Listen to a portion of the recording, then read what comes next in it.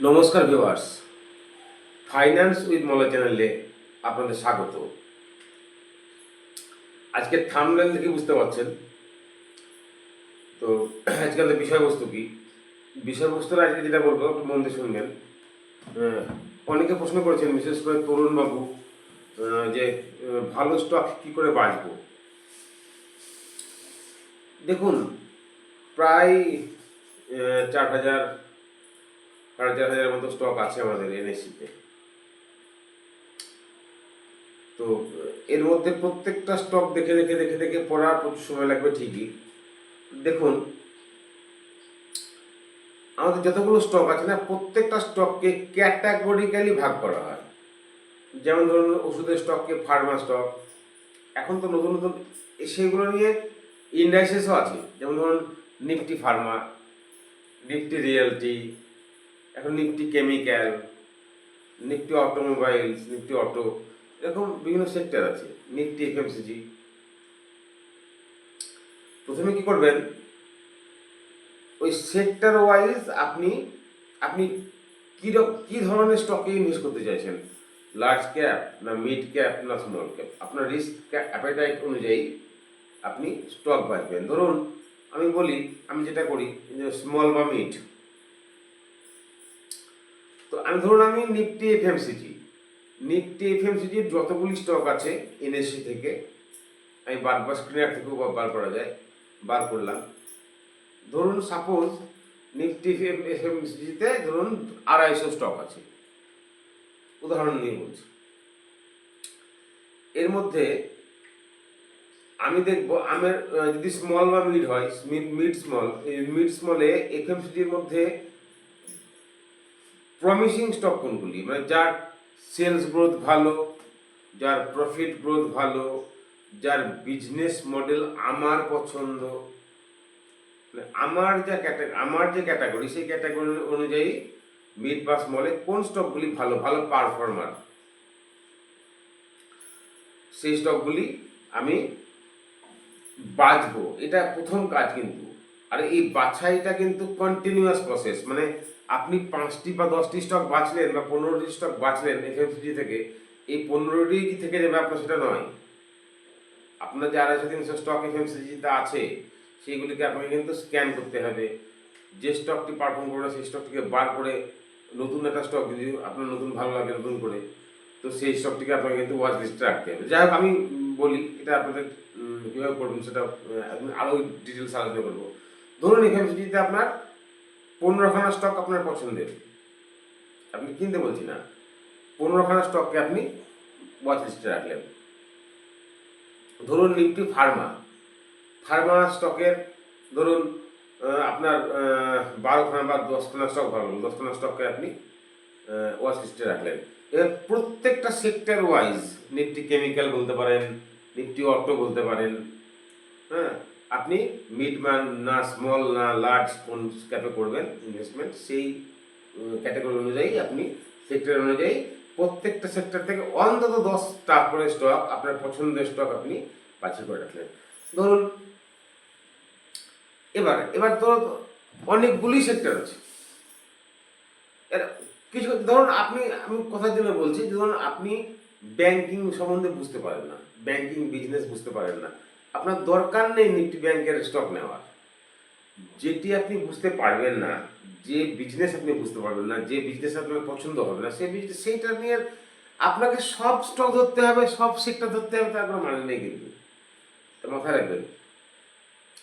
তো কথা জন্য বলছি, ধরুন আপনি Nifty FMCG, Nifty auto, Nifty ধরুন ফার্মা, ধরুন নিফটি কেমিক্যাল, এরকম ধরনের হয়তো এরকম ধরনের আপনার তো 10খানা বা 8খানা ধরুন আপনি সেক্টরে আপনার পছন্দ, সেই 8খানা সেক্টরে আপনার মোটামুটি গড়ে এই সংখ্যাটাই ফিক্স নয়, আমি তবু বলছি, ধরুন গড়ে 10টা করে স্টক আপনার আছে, 10টা সেক্টরে 10টা করে স্টক, মোট 100টা স্টক আপনি আপনার ওয়াচ লিস্টে রাখুন।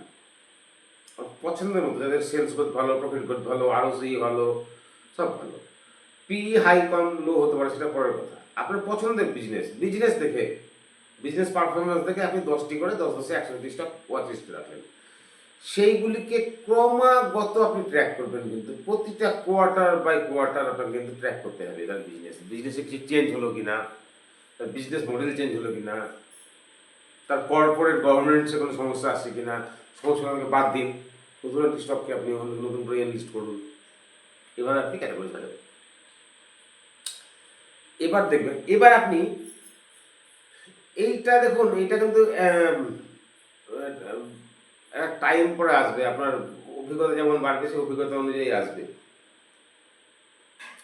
আপনি দেখি, আপনি যদি রেগুলার ট্র্যাক করেন না, আপনাকে পার ডে দরকার নেই, আপনি যদি মাসে মাসে বা কোয়ার্টারে কোয়ার্টারে যদি একটু ট্র্যাক করেন তো বুঝতে পারবেন কোন সেক্টরের স্টকগুলি এখন বাড়ছে, কোন সেক্টরের স্টকগুলি ডাউন যাচ্ছে, কোন সেক্টরের স্টকগুলি মোটেও ওঠানামা করছে না, কনসলিডেট করছে, 10-15%-এর মধ্যে ঘোরাফেরা করছে। এটা আপনি বুঝতে পারবেন। এটা আপনি একদিনে পারবেন না, আপনাকে সময় দিতে হবে। স্টক যদি দাদা ভালো হয়, স্টক পারফর্ম করবে, কিন্তু সেক্টর যদি পারফর্ম না করে তাহলে কিন্তু স্টক ম্যাক্সিমাম ক্ষেত্রেই পারফর্ম করে না। হ্যাঁ, এবার ধরুন সেই সেক্টরটা হয়তো কনসলিডেট করছে, সেখানে হয়তো কোনো স্টক ছুটতেই পারে। ধরুন নিফটি আইটি ডাউন যাচ্ছে, দেখুন নিফটি ফার্মা ছুটছে, নিফটি ফার্মা কনসলিডেট করছে, নিফটি অটো ছুটছে, হ্যাঁ, নিফটি অটো কনসলিডেট করছে, তো নিফটি কেমিক্যাল ছুটছে। কোনো না কোনো এক জায়গায় কিন্তু আপনি বুল মার্কেট পাবেনই পাবেন। তো আর কোনো মার্কেটে আপনি কোনো সময় আপনি কোনো সেক্টরকে, আপনি সেক্টর স্টকগুলোকে আপনি কনসলিডেশন অবস্থায় পাবেন। তো এই যে দেখুন, প্রত্যেকটা বিজনেসের 3টে সাইকেল থাকে, একটা আপ সাইকেল, একটা ডাউন সাইকেল, একটা হচ্ছে আপনার কনসলিডেশন সাইকেল, মানে কিছুই করবেন না স্টক। তো আপনি যখন স্টকগুলিকে রেগুলার ট্র্যাক করবেন না, সময় দিতে হবে আপনি 1 বছর 2 বছর, তখন বুঝতে পারবেন যে কোন সেক্টরে কি সাইকেল চলছে। দুটো একটা দিন বা দুটো একটা সপ্তাহ একটা স্টক চলে গেল সাই করে, হ্যাঁ, বা সেই সেক্টরটা চললো, তার মানে যে তার বুম আসবে এটা কিন্তু নয়। আপনি স্টকগুলো দেখে বুঝতে পারবেন, আগে থেকে আপনাকে সিগন্যাল দেবে যে এবার এই সেক্টর চলবে। তাই এই আপনাকে বিজনেস সাইকেল বুঝতে হবে যে কোন বিজনেসের কোন সেক্টরটার সাইকেল এখন কেমন, কোন বিজনেসটার সাইকেল এখন কেমন, আর কোন সেক্টরে রোটেশন হচ্ছে। এখন আপনার ফার্মা চলছে, আইটি ডাউন, কনসলিডেশন। তো আপনি এটা না দেখলে, রেগুলারলি কোম্পানিগুলোকে ট্র্যাক না করলে কিন্তু আপনি বুঝতে পারবেন না। প্রতিদিন দেখুন না, আপনাকে সবসময় তাকে দেখতে বলছি না, আপনি দিনের শেষে দেখুন না কোন সেক্টরে কোন স্টকগুলি একটি ছুটেছে, কোন সেক্টরে কোন স্টকগুলি কিছুই করেনি, কোন সেক্টরে কোন স্টকগুলি ডাউনে আসছে। যখন আপনি রেগুলারলি ওয়াচ করবেন না, তখন আপনি কিন্তু বুঝবেন যে কোন সেক্টর ছুটছে, কোন সেক্টর ছুটছে না, কোন সেক্টর কনসলিডেট করছে, এবং আপনার ইনটিউশনটা এমন হবে, আপনি আগেই বুঝে যাবেন যে এইবার এই সেক্টরটি চলবে। এখন কোন সেক্টরটি চলতে পারে, কোন সেক্টরটি মধ্যে বুলিশ একটা আছে। হ্যাঁ দেখুন, এখন হয়তো ধরুন আমি কোথায় যাবো, এখন হয়তো এফএমসিজি হয়তো ছুটছে, এখন হয়তো ফার্মা ছুটছে, অন্য একটি সেক্টর ছুটছে না, অন্য একটা সেক্টরের স্টক ছুটছে না। তার মানে কি সেই স্টকটি খারাপ? মোটেও খারাপ নয়। সেই স্টকটির সাইকেল এখন ওই কনসলিডেশন সাইকেলে আছে, ওই সেক্টরটিও কিন্তু একসময় আপ সাইকেলে যাবে। সুতরাং ওই সেক্টরের যে স্টকগুলি ভালো রেগুলার পারফর্ম করছে, সব ভালো কোম্পানির গ্রোথ ভালো, প্রফিট গ্রোথ ভালো, সেলস গ্রোথ ভালো, আরও সেই সব ভালো, তবুও দেখবেন সেই স্টকটি চলছে না। তার কারণ ওই সেক্টরটির এখন কনসলিডেশন ফেজ আছে। তো সেই সব স্টকে আপনাকে হোল্ড করতে হবে। দেখুন, স্মল বা মিড ক্যাপে 10% থেকে 30-35-40% পর্যন্ত কারেকশান, বা 10-15%-এর মধ্যে কনসলিডেশন খুবই নর্মাল ব্যাপার। ও যেমন স্মল ক্যাপ যেমন 6 মাস, 8 মাস, 10 মাসে আপনার টাকাকে ডবল করতে পারে, সেরকম কিন্তু 10 দিন, 20 দিন, 50 দিনে আপনার স্টককে 10% 15% ডাউনও করতে পারে, এটা মাথায় রাখবেন। কিন্তু কোম্পানির বিজনেস, আগে বলেছি কোম্পানির বিজনেস দেখবেন, আর কোম্পানির বিজনেস সাইকেলকে বোঝার চেষ্টা করুন, আর সেক্টর রোটেশনটাকে, কোন সেক্টর থেকে কোন সেক্টরে রোটেশন হবে এখন। আশা করি বুঝতে পেরেছি। যদি বুঝতে না পারেন কমেন্টে জানাবেন। আর এরপরে কোন সেক্টরটি বুম করবে আসবো, আমার কি মনে হচ্ছে আসবো পরের ভিডিওতে।